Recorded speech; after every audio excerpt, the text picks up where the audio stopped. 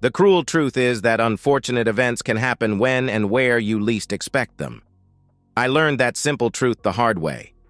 I thought that I, Alexander Eriksson, a 43-year-old Scandinavian guy, had a perfect life with two great kids, a beautiful, loving wife, good health, a nice home, a good job, helpful parents, many friends, and an economy on a fair level. I had a rather fair-paid job at the community-owned real estate administration, which meant I was responsible for all the school, daycare, and old people's home buildings in the town and surrounding villages. Therefore, the shock hit me hard as hell when I found out that something must be wrong in my current relation with my wife, Lisa. My nightmare began on an average Thursday evening when I was cleaning the new hobby room in my basement. I got the hobby room after replacing the oil burner and 3,000-liter oil tank with a simple connection to the municipal central system, which only needed a small box on the wall. I had painted the whole room and laid a new floor. I had packed all the junk in different garbage bags for transport to the recycling station when I needed a small bag for some plastic jars and bottles. I went up to the kitchen and took a grocery bag from the cupboard where we kept used bags. Those plastic bags are perfect for such use. Nothing strange with that bag I had taken. It had the usual big, colorful logo from the supermarket chain where we did our shopping. But when I laid the first item in it, I noted a receipt on the bottom of the bag. I can't to this very day explain why I took up that receipt because I never cared what we paid for groceries. However, it was now that everything went wrong, because I noted that the receipt was from a supermarket in a town 35 kilometers from our hometown, and my wife Lisa had done the shopping at a date and a time when she ought to been at work. Lisa had no duties out of town at her work as a bank teller, and if she had done such an unusual thing, she would have told me because she always told me a lot of gossip about what happened at the bank where she worked. Of course, I could have asked her at once, but I didn't expect to get the truth. So, I decided to find out the real truth in other ways, though I got a strange feeling that I might not like the answer. Lisa is a gorgeous, tall, blonde, Nordic beauty, mother of 2 children, and she looks much younger than her 39 years.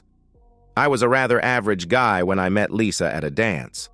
I was neither rich nor a famous sports star, not even a tough guy who had done army service in some special unit. I had seen Lisa before and even danced with her, but I had never before made any serious attempts to get any close relation with her. This evening was different. I don't know why I found her so overwhelming that evening, and I held her closer and praised her hair, dress, and perfume, but didn't expect any results of such simple courting, especially not when she was surrounded by many attractive guys during the whole evening. Therefore, I was happy to get a second dance with her, which was a slow tune. I was both surprised and proud when Lisa pulled me tight, whispering in my ear, "Save the last dance for me."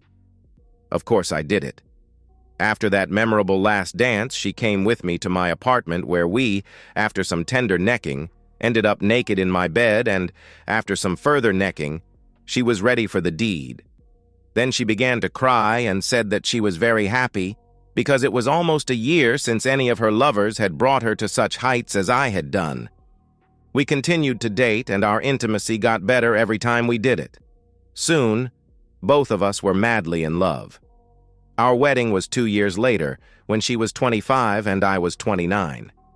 Our kids, Linda and Lucas, came 3 and 5 years after the wedding. Both Lisa and I had broken relations and several partners before we got together, which we regarded as an advantage because it had taught both of us that the grass isn't greener on the other side of the fence.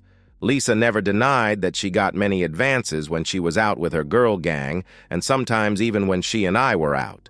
But I had never doubted her when she told me that it was rather annoying to be the target for horny men, and that she was happy with me and our intimacy was great for her.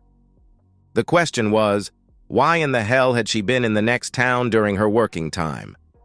I really hoped to get an innocent reply, but the bad feelings remained. Lisa's best friend, Anna Granlund, was living in their native village about 15 kilometers outside the town. Due to technical reasons, a cell phone provider other than ours had the best connection in that village, so the people there preferred to use that provider's net. Lisa's and Anna's long calls would be expensive with roaming between two different cell phone providers, so they preferred to use the wired phone with a low monthly flat rate and nothing extra paid for used time. Though I felt like a jerk for doing it, I decided to set up a simple trap for Lisa.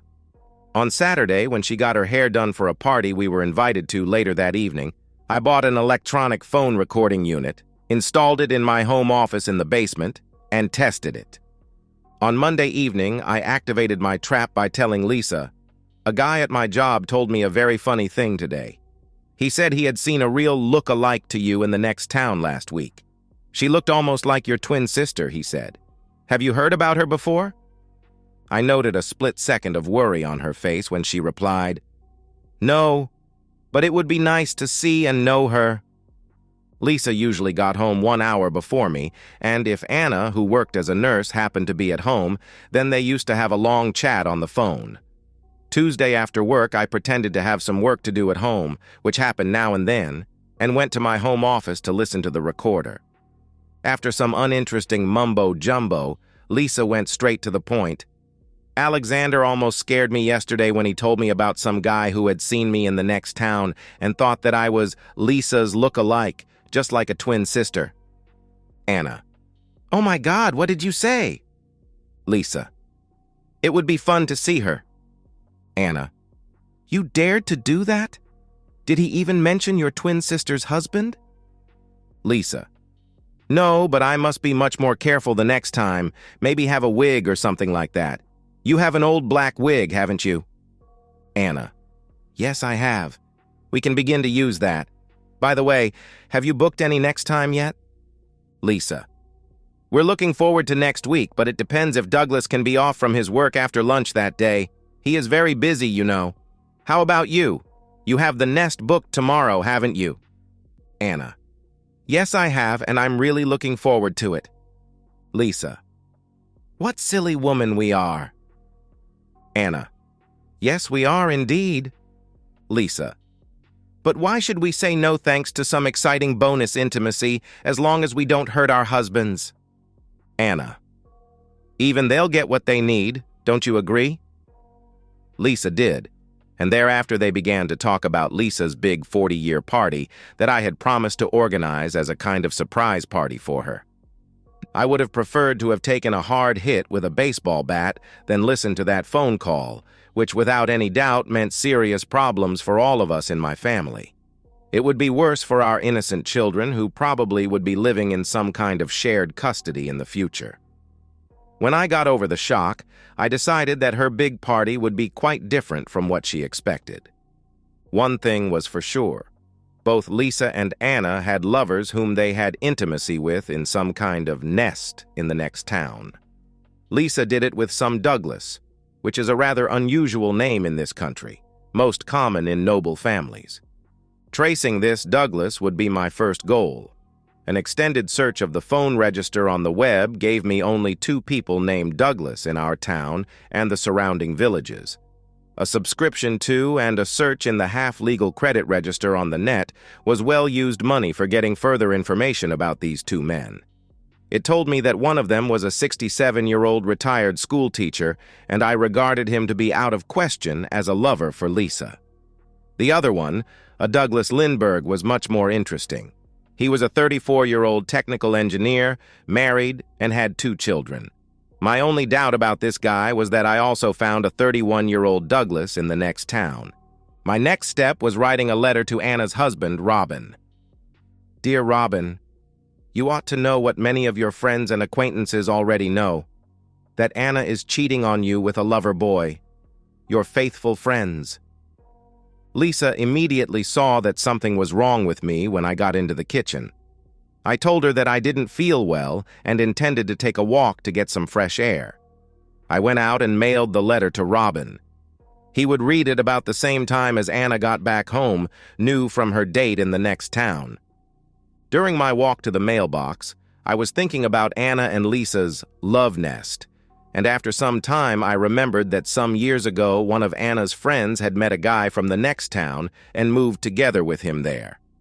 That was a clue to follow because I had a slight memory that her name was something like Helene, Helena, or Helen.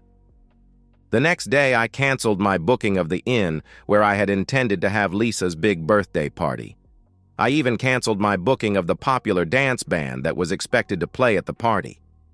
I took a long lunch break and went home, looked in Lisa's albums, and found several pictures of the girl who had left for the next town.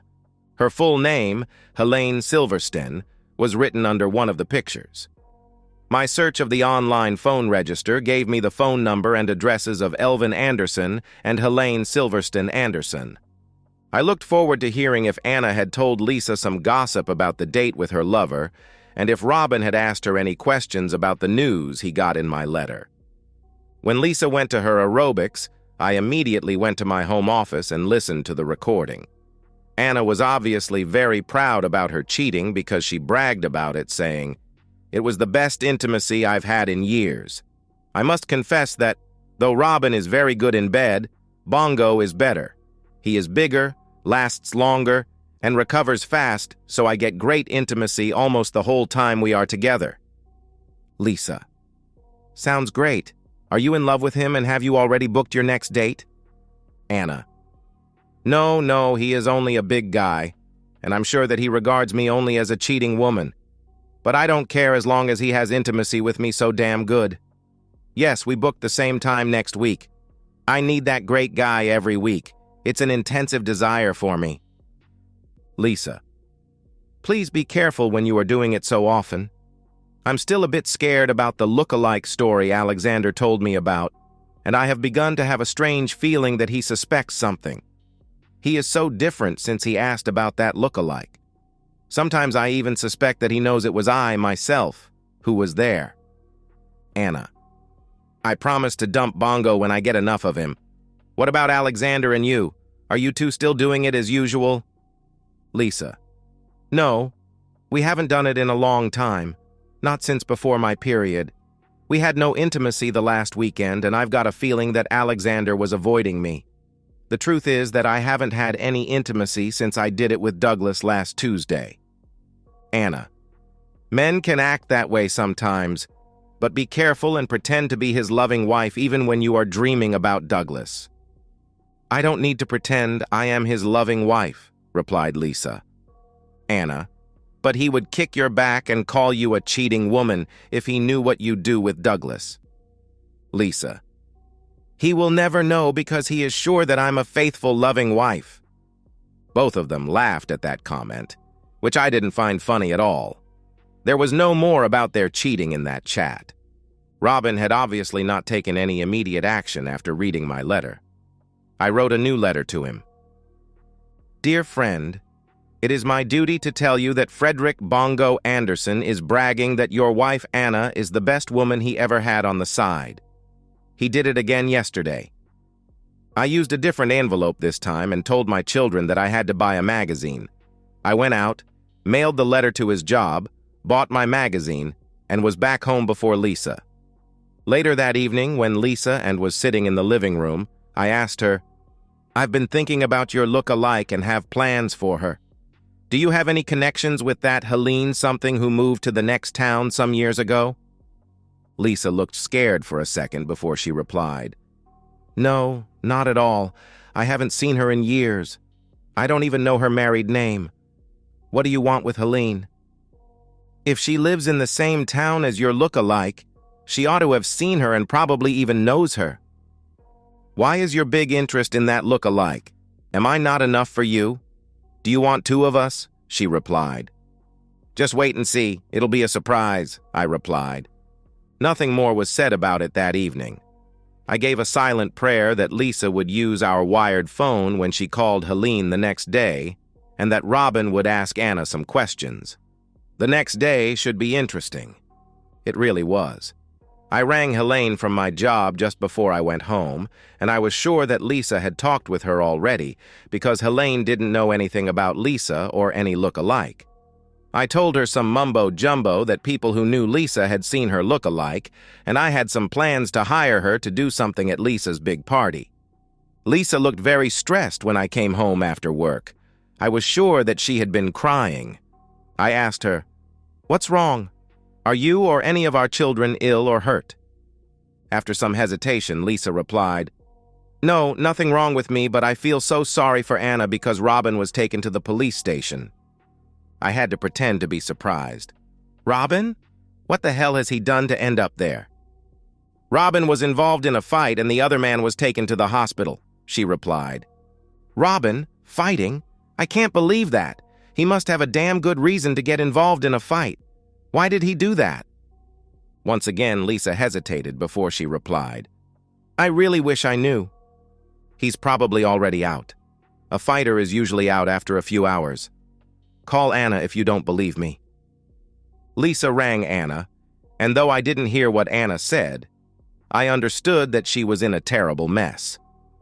After Lisa hung up the phone, she decided to go there and try to comfort Anna. When Lisa had left, I went to my office and listened to my recordings. As expected, the first one was to Helene, and they agreed that Helene wouldn't know anything when I rang her. Then Lisa booked Anita's apartment for the Thursday next week. I didn't get any clue who Anita was, or why Helene let her friends use the apartment as a love nest. Then I listened to a call from Anna. She was very upset and shouted, "Oh my God, Robin was at Bongo's work and beat him so seriously that he was taken to the hospital in an ambulance. Robin was taken to the police station and kept there. He must have found out about Bongo's and my affair, and I'm sure that he will throw me out of the house. Oh, holy Lord, what shall I do?" "Calm down, for heaven's sake. Robin can't throw you out of the house. Don't you own half of it?" "No, I don't. It is in his name only," she replied. "It doesn't matter. You have a right to stay there even if Robin wants a divorce. He doesn't have any legal right to throw you out, at least not before the divorce is final after 6 months." "I'm sure he will. How in the hell could I have been so damn stupid that I had intimacy with that damn Bongo so often? We ought to have been much more discreet and careful." "He was good at that, and you enjoyed it very much, didn't you?" "Yes, I did, but I'll cut his balls off if he has been bragging about being with me. We forgot the golden rule for cheating. Never do it with people in your small hometown." "What shall we do? I've already booked the apartment for a date next Thursday," Lisa asked. "Go for it and have a memorable time and let him have that virgin back of yours he has been begging for. But let that date be the last time with him, at least for a while, until Robin stops raising hell about Bongo. You better put Douglas on a shelf and become Alexander's faithful wife again. I'm sure that Robin still loves me and will forgive me when he has calmed down after his shock. I love him very much and will obey all his conditions for saving the marriage. Bongo was a good guy, but I would never want to live together with him." The last call from Anna before Lisa went to see her didn't give much new information. Robin had rang Anna and told her that he would spend the night at his parents' house and expected Anna's cheating back to be out of his house the next day. Then Lisa rang me from Anna's home and asked me if Anna could stay in our spare room for a few days until she found something of her own. I demanded to know the reason why Robin threw her out of their house, and Lisa replied, "I don't know." "Ask her for heaven's sake." "Anna doesn't want to tell me," she replied. "In that case, she can stay where she is." "Do you refuse to help my best friend when she is in trouble?" she asked. "I do," I replied. "Wait a minute. I'll ask her again," she replied. Lisa came back after a minute of silence and said, "Robin found out that Anna had an affair and cheated on him." I replied, "What a shameless woman." My answer is still no. I will never accept any cheating woman in my home, never in hell. Lisa got angry and shouted, "It's my home too, and if Anna has to go to a hotel, then I'm going with her." "It is up to you," I replied. "You don't care if I do that?" she asked. "Not in this case. I hate cheating women, and I will never help a damn cheating woman who has cheated on her husband, period." Lisa hung up the phone. That call must have given her a bad feeling about what would happen to her if or when I found out about her own cheating. However, She was back at home 2 hours later and went to bed with some angry comments to me. I didn't care. The next day was Friday, and after work, Lisa told me that she would spend the evening out with Anna, who was now living in her retired parents' small 2-room apartment. I told her, "Today I heard a funny story about some Douglas Lindbergh. Have you heard about him?" Lisa looked afraid before she replied, "No, not as I can remember. What is he famous for?"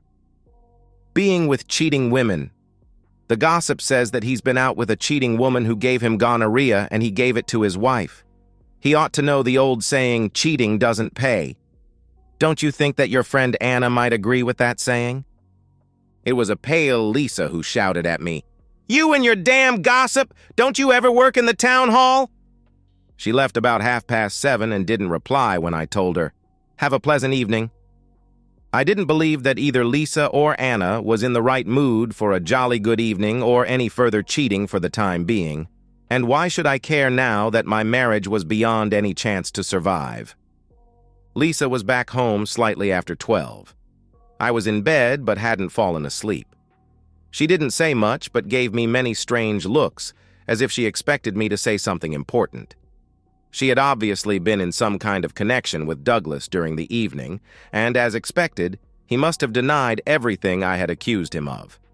It was just after my whole family had finished our breakfast on Saturday morning when the phone rang. I took it and got a real surprise because the caller introduced himself as Douglas Lindbergh and asked me, "Are you Alexander Erickson?"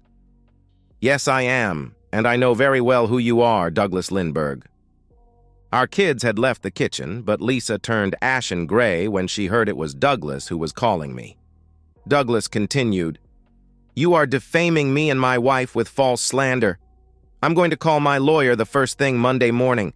Why in the hell are you doing that to us?" "Because you, damn jerk, are being intimate with my wife. What you call slander was only a simple trap to have Lisa point out her lover. Now I know who you are, and you can be sure that you will pay a high price for what you have done." "You can't be sane," he replied. "It doesn't matter what I am." "Do you have a spare room for Lisa in your house?" I asked. Douglas preferred to hang up instead of trying to solve Lisa's problems. Lisa was crying loudly and rushed to our bedroom. I had seen that Douglas had called me from his cell phone, so I dialed his home phone, and a female voice replied, "Annalie Lindbergh." "Good morning, Annalie. My name is Alexander Erickson, and I regret to say that I have bad news about your husband, Douglas. I found out that he is having an affair with my wife, Lisa. They meet in some love nest in the next town." "Oh my God, are you sure?" she asked. "I regret to say yes, I am. Could you please tell me where I can find that bastard you are married to?" "Good heaven! What do you intend to do with him?" she asked. "Not much. Only castrate him," I replied. "No, you don't. You better calm down for a while. I can see your number on my display and I'll call you later. Please don't do anything stupid. Things are already bad as they are." We ended the call, but the phone rang again a few minutes later. This time it was Lisa's mom who wanted to know about my plans for Lisa's birthday party. I told her the truth. "I don't have any plans for Lisa's party." "You don't have any plans? Haven't you promised to take care of everything for that party?" she asked. "That's right," I replied. She shouted, "And are you telling me that you still don't have made any plans for Lisa's party?" "I had made great plans, but they are canceled now, and I'm not involved in that party any longer." "That's no surprise. You can't do anything properly. Who is responsible for that party now?" she asked. "Don't ask me. I won't be invited to that damn party because Lisa and I are going to split up." "Are you insane? Poor Lisa. What have you done to my girl?" she asked. "It is better that ask your poor Lisa what she and Douglas Lindbergh did in a bed." Lisa's mother began shouting hysterically, so I ended the call, saying that nothing could stop the divorce. A few minutes later, Lisa's father rang me and begged me to forgive Lisa. I told him that I would never accept a cheating wife, and Lisa's cheating had terminated our marriage. The next caller was Anna. I told her, "Good news for you, Anna. Lisa and I shall split up, and from now on, you two cheating women are free to mess with all the jerks you can find. Pleasant good times waiting in the future, isn't it, Anna? Anna didn't want to have any further talk about her future with me. She hung up. Lisa came out of the bedroom and asked me to take the kids out for lunch in town, which I accepted. Then she asked, "How long have you known?" "Since I found a receipt from a next-town supermarket in a shopping bag, and I noted that you had taken time off from your job to go there. I didn't believe that shopping at that supermarket was the main reason for your trip. However, I decided to give you a fair chance to tell me the truth about what you did there. That's why I invented the mumbo-jumbo about a friend of mine seeing your look-alike in the next town. The fear on your face told me that something was very much wrong. Instead of confessing that you had been there for some reason, you pretended to know nothing. Why did you see Douglas there, and how is Helene involved in your cheating?" "Because we could use an apartment that belongs to a sister of Helene's husband. She is working as a nurse for the United Nations in Lebanon for a year," she replied. "Is she really okay with that, Anna? You and probably some other cheating woman are using her home as some kind of adult house?" "That's not true. I confess that I have cheated, but it's not fair to call me a whore. I regret what I've done, and I'm sorry and ashamed, but I didn't do it for money. A whore is clever enough to charge for her service, but Douglas must regard you as a damn stupid woman when you did it for free. How many times did you see that Douglas there? And how many other men before him?" I noted a slight hesitation before Lisa replied, "Douglas is my first and only fling, and I met him only once. That's all." I knew she lied about seeing Douglas more than once, so I replied, "Maybe not much in your opinion, but enough to terminate marriages. Have Douglas and you booked more dates, and have you planned to leave me and marry Douglas?" More lies from Lisa. No, of course not. It was only a one-time fling, and we didn't talk about any future together. I don't love him. He was only a one-time experience, and, to be honest, he wasn't better than you anyway. He was different, but not better. Intimacy with you is much better because I love you. You lied straight to my face when I asked you about Helene, and she pretended that she had never heard about you when I called her. Guess what I had seen in your girl party album before I asked you about Helene and I rang her to ask about you. Isn't it funny that both she and you forgot that she was here at your party in this house less than 6 months ago? "Oh my God, what have I done? How could I have been so damn stupid?" she replied. "Even I might be stupid, but not stupid enough to accept such crap without finding the reason for why you did it. I was sure that you cheated me but didn't know with whom. Not until I got a letter with a scent of perfume in which I was told to look for a guy named Douglas, who obviously was allowed to get into your pants. I didn't know any Douglas, so I once again triggered a simple trap with a lie about his gonorrhea. You got worried and called him yesterday evening, which made him mad enough to call me and introduce himself. The letter was a lie because I couldn't mention the phone tapping. If both Robin and I had got letters, then perhaps Lisa would think Helene or someone else who knew about her cheating was the sender." Lisa began to sob and asked, "Is there any chance for us to get past this horror? Please don't ask me such questions this horrible day. Our problems are already out in public. I've talked with your parents, with Douglas's wife, and with Anna." Lisa was ashen gray and sobbed, "Oh my God." Then I asked her, "Am I really so damn bad that you felt it necessary to sneak away for short times with a jerk like this married Douglas? Is the family life in this house such a lousy living that it is not worth caring about?" She didn't reply because the kids came in for lunch, and I took them with me to a restaurant they liked. Back home again, I told Lisa to move her things to the guest room. In my home office, I checked the phone recorder.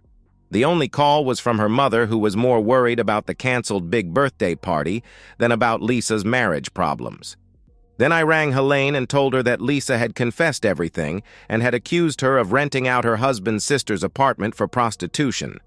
I told her that it was against the law and that I intended to send information to the real estate company which owns that house because, in a such case, they would have the legal right to cancel the renting contract. I asked if her husband and his sister knew about her business. Of course, it was a nasty bluff call and nothing would happen to the apartment, but I was sure that Helene didn't sleep very well for a while. Anna's husband, Robin, was the next on my list. I rang him and we exchanged some information. He told me that Anna had confessed that she had intimacy with Bongo 5 times, but Lisa had only done it 3 times. Bongo's wife had decided to go for divorce, and even Robin had found divorce to be the only available solution. I told him that even I was for it. Lisa packed an overnight bag and said that she would spend the rest of the weekend at her parents' house and comfort Anna, who was in a terrible mess. I didn't care what she did. Annalie Lindbergh rang me on Sunday morning and told me that she and Douglas had a serious talk about their future. Annalie had found out that Lisa wasn't his only cheating, which had made her decide to divorce him. After she told him her decision, he acted like a lunatic and destroyed an almost new 50-inch flat HD TV and some furniture. She said that by doing that, Douglas burned all his bridges, so it now was impossible to forgive him. Douglas had packed a suitcase and left the house. She didn't know where he was for the time being. I told her that I was also going for divorce and that Anna's husband, Robin, and Bongo's wife would do the same. Lisa didn't come home until Monday morning just before she went to her job. One of the girls at my job had a sister working at the same bank as Lisa. Therefore, I got to know that Annalie had gone to the bank as soon as it opened on Monday morning and had thrown eggs at Lisa and screamed loudly that she was a damn jerk who had messed with her husband. It was a real scandal, and rather soon, with the usual gossip magnification, it was well known in town. Lisa went home immediately afterward and took the week off, which she spent at her parents' house. I was there on Tuesday with the divorce papers. Though I saw Lisa in the window, it was her mother who opened the door and accused me of being a damn old-fashioned Puritan who couldn't forgive his pretty loving wife for a small mistake. I replied, "Lisa's and Anna's minor mistake caused broken homes for 9 children and 8 adults. I can hardly believe that any of us 17 victims will ever agree with you." She took the envelope without any further comments and closed the door with a loud bang. About a week after Lisa had returned back home and had accepted that our marriage had been crushed, we began our negotiations about the divorce. To my great pleasure, our meetings went much better than expected. We were able to talk without cursing, screaming, or shouting. I accepted that she bought my half of the house so the children could have their base in the old home and visit me as often as they wanted. Lisa's parents sold their house and moved to an apartment. As Lisa was their only child, they gave her the money she needed to buy my part of the house, the furniture, and almost everything else in our home. I found a nice apartment an acceptable distance from the old home, so it would be easy for the children to come to my place. Douglas refused to have any connection with Lisa after they got caught, which made her completely mad when they met one evening at a bar. One of the women in Lisa's girl gang told me later how Lisa had bragged that it would be easy for a nice woman like her to find a new man, much better than me. But real life in a small town can be quite different, because almost all those good men were already taken, and her reputation as a dumped, cheating woman cooled off some attractive singles. Of course, they didn't say no thanks to one night now and then, but that wasn't what Lisa wanted. Of course, an attractive woman like Lisa will, sooner or later, find a man on a social level that she can accept. But it must have been a surprise for her that there was not a line of attractive men waiting for her. Lisa and Anna's friendship ended after a quarrel about a man they both had wanted. Anna had won, and Lisa had turned into a bad loser, accusing Anna of being a damn cheating woman who had caused her bad luck by persuading her to begin cheating and lose her loving husband. Anna got furious, rang me, and told the whole story about how they met Bongo and Douglas during one of their girl nights out. She even told me that, before the affair with Douglas, Lisa and she had a one-night three-way with one of the doctors at her job, and that had happened in my bed when I was away at a conference. After a short time, Anna left town for a job at the bigger county capital hospital, where she rather soon was dating a doctor. Even Douglas had found greener grass plus a new job and left the town. I used to help his ex-wife Annalie with some matters in her house, but only as a friend. The big party I had planned for Lisa's birthday was reduced to a family affair with our children, Lisa, her parents, and 2 cousins with spouses and children. I had better luck than Lisa at finding a spouse, because I met a handsome female 42-year-old lawyer on a dating site. She had dumped her cheating husband, and at first, we only shared our experiences of cheating spouses. But rather soon, we agreed to meet in real life and found out that we had good times together, and now we have begun talking seriously about a future together. An old lawyer in my hometown is planning to retire, and my lawyer girlfriend has decided to buy his firm. Her daughter is the same age as my children, and they are going very well together. And so, we've reached the end of today's story. Was it what you expected, or did it take a twist you didn't see coming? I'm curious to hear your thoughts. Share them in the comments below, and let's get a conversation going. If this story kept you hooked, make sure to hit that like button. And if you're new here or just haven't subscribed yet, now's the perfect time to join our community. I bring you fresh, captivating stories every day, so click that subscribe button and turn on notifications so you never miss out. Thanks for watching, and I'll see you in the next one.